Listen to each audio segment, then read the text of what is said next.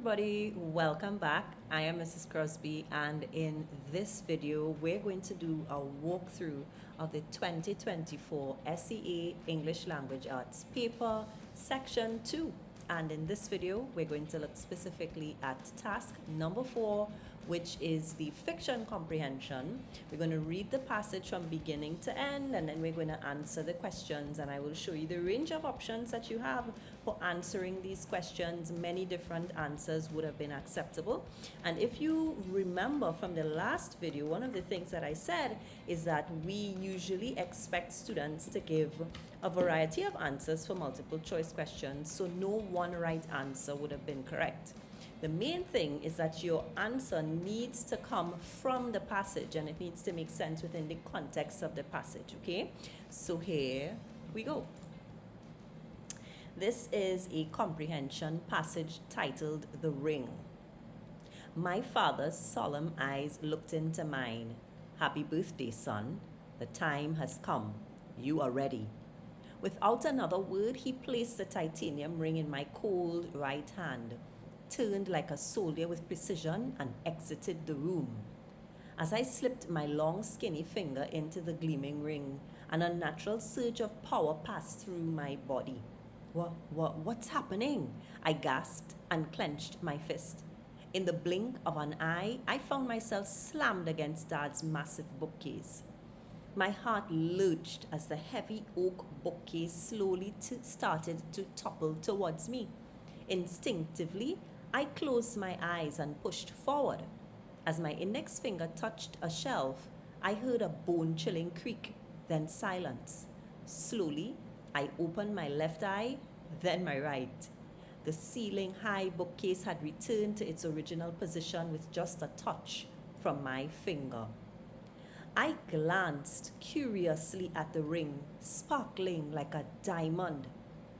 Why did Daddy say I was ready? Ready for what? He was never one to explain much. You know more than you know, he would always advise when I complained millions of times about what I could not do. I shook my head and wandered outside to let the mid-morning sun caress my face.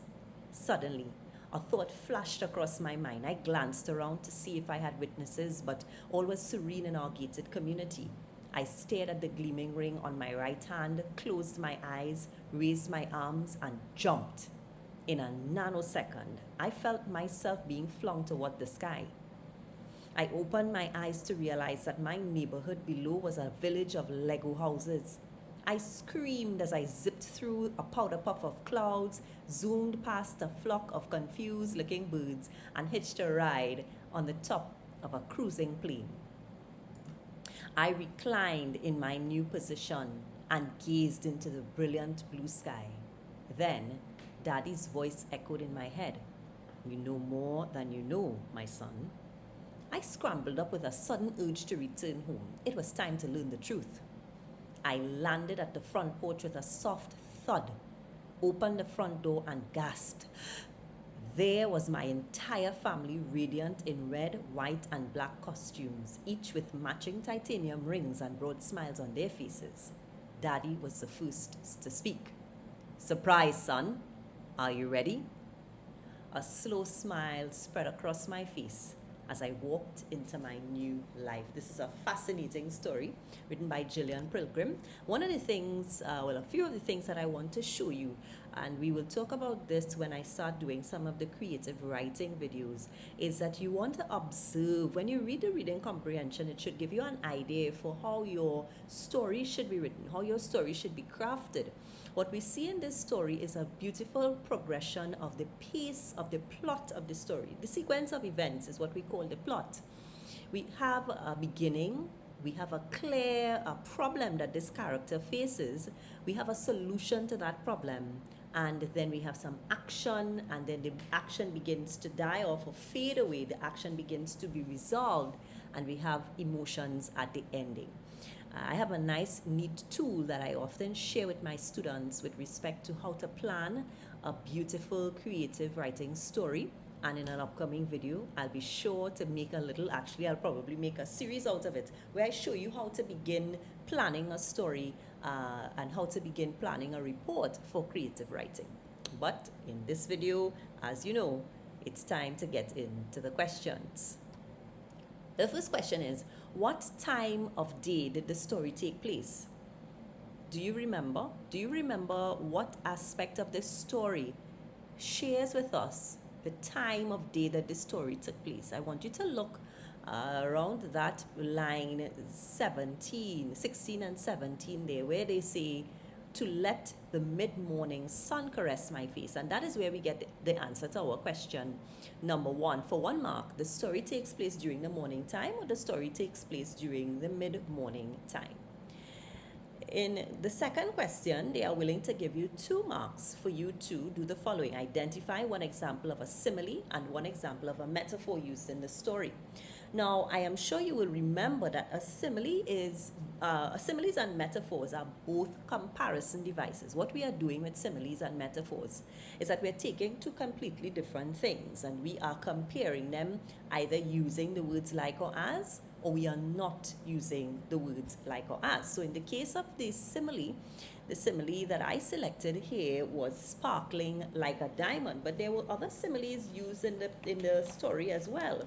One of them referred to the way the father would have turned like a soldier with precision and exited the room. Look at that line 3 there. Turned like a soldier with precision and exited the room.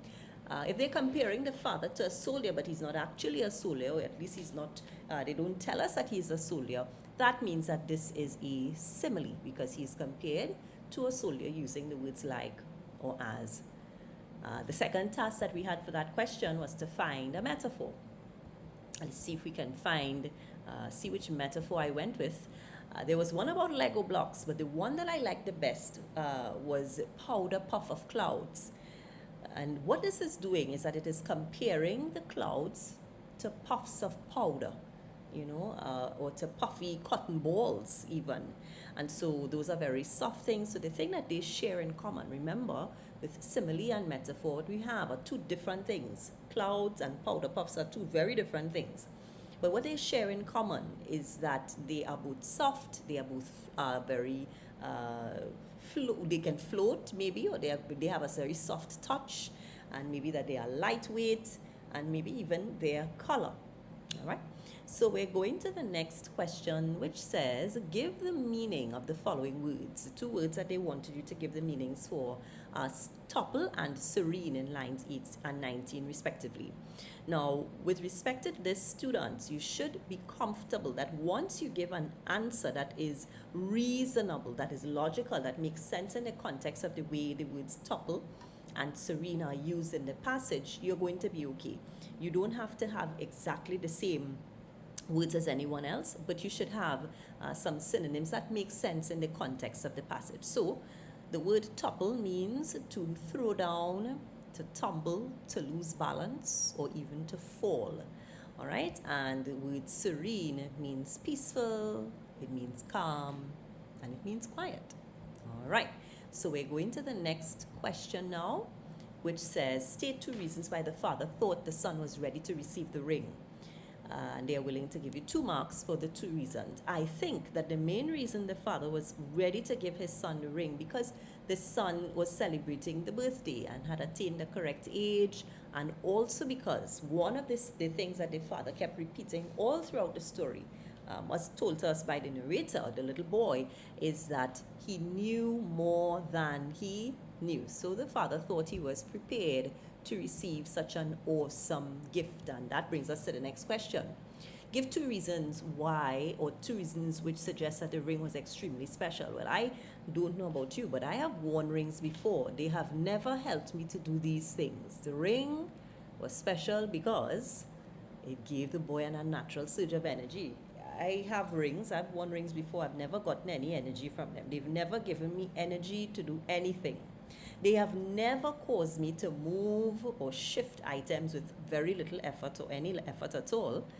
Because you remember in this story, the guy said that the bookcase was falling on him and he just tapped it with his finger and the bookcase stood upright.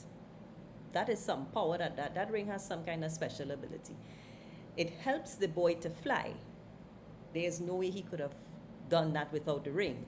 And finally, the other thing that is special about this titanium ring is that he's not the only one wearing it, that other members of his family are also wearing matching rings.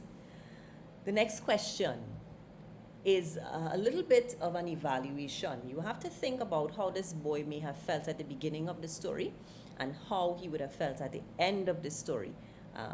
And you have to make a connection between what is said in the passage, and you have to then come up with a reasonable answer to infer what he would have felt like.